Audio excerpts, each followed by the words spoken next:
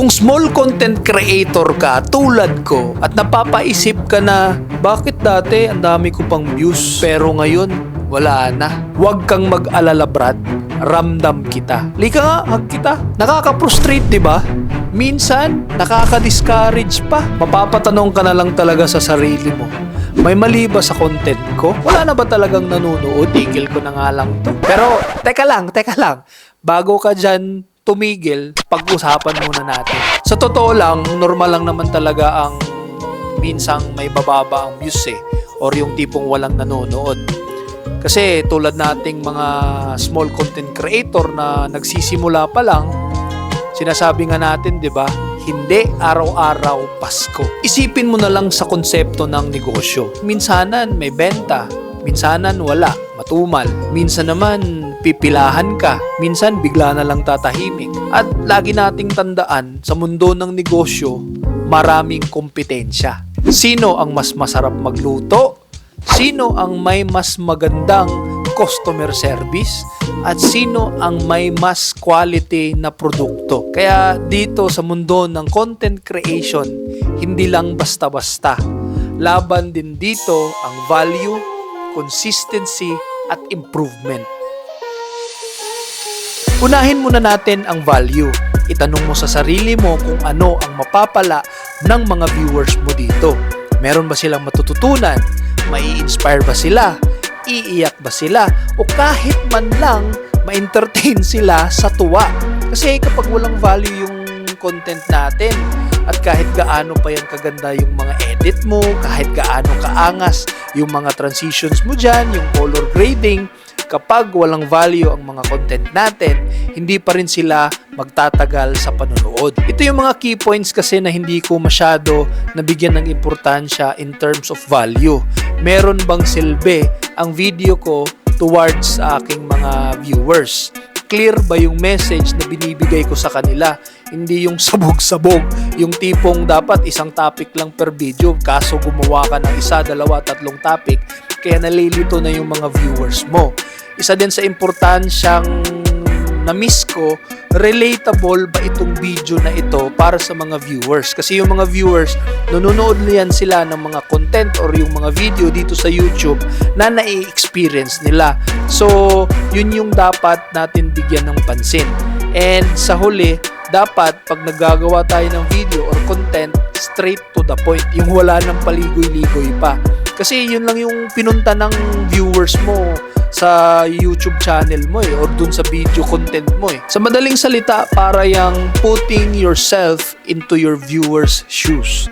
Ilalagay mo yung sarili mo na kunwari ikaw yung viewer. Kung ako ang viewer, papanoorin ko tong video na to or content na to, ano ang mapapala ko dito? Isunod natin ang consistency kasi dito madalas nahihirapan ang lahat. Ang tanong, consistent ka ba? Alam naman natin na minsan tinatamad tayo, minsan parang walang nangyayari sa buhay natin, tapos marami pang distractions na humahad lang. Talagang dito masusukat kung gaano mo talaga kagusto makuha ang isang bagay. Hindi mo naman kailangan na mag-upload araw-araw Kailangan mo lang i-schedule na yung according sa oras mo, na yung tipong hindi ka mahahassle. Tapos build it as a habit na para bang trabaho mo na yan, na aabangan ka talaga ng mga viewers mo dyan sa araw na yan or kung anong schedule mo, at saka show up kahit wala masyadong views kasi dyan ka talaga natitest Huwag niyo akong gayahin na yung tipong mag-a-upload ngayon tapos ang next upload, it's either next month or next year. Panghuli, pausapan natin ang improvement. Kasi minsan, ito din yung mga dinidisregard natin bilang isang content creator or YouTuber or vlogger or kung ano ba dyan. Hindi naman natin kailangan na maging perfect agad sa simula Ang importante lang na masasabi ko na dapat mas better tayo kesa sa kahapon. Na yung tipong meron tayong upgrade na kahit 1% in every upload natin. Di ko alam kung meron akong improvement pero ang ginagawa ko para mag-improve in every upload, aside from pinapanood ko yung mga video ko, kung ano yung mga mali ko doon, ano yung mga boring na parts, nagre-research ako, nanonood ako ng mga ibang content creator dito sa YouTube para matutunan ko yung mga bagay na hindi ko pa alam, na meron palang mas better sa sistema na ito, sa technique na ito. Yun yung mostly ginagawa ko. Pero di ko talaga alam kung nag-i-improve ako kada upload eh. At ang ma-advise ko din, kailangan mo lang talaga mag-experiment. Pag nag-explore ka, nag-experiment ka, dun mo matututunan at dun mo makukuha yung kung ano talaga yung flavor na gusto mong gawin sa iyong content or sa iyong YouTube. And kailangan nating isipin palagi na everyday is a learning process. At dahil dun, natututo ka, it's a sign na nag-i-improve ka.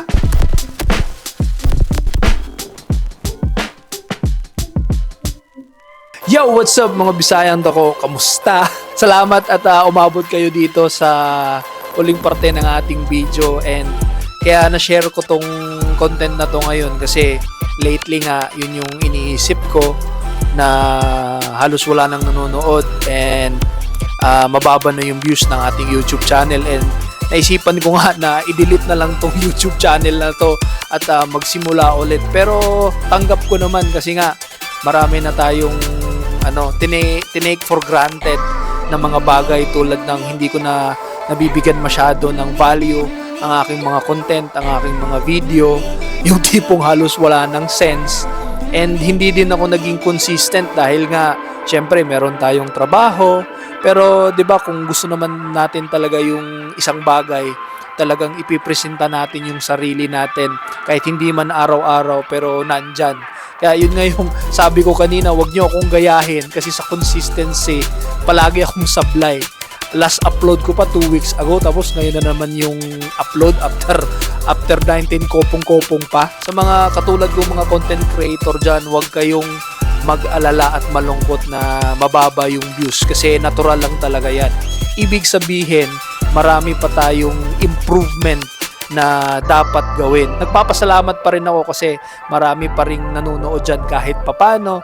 And in the bottom of my heart, maraming salamat po sa mga sumusuporta hanggang ngayon dito sa ating YouTube channel. Baka naman makalike kayo dyan at wag niyong kalimutan mag-subscribe para sa mga bago nating viewers dyan. Hanggang sa muli, Kim Neri Bisayang dako, taga Samal, OFW sa Kuwait. Peace!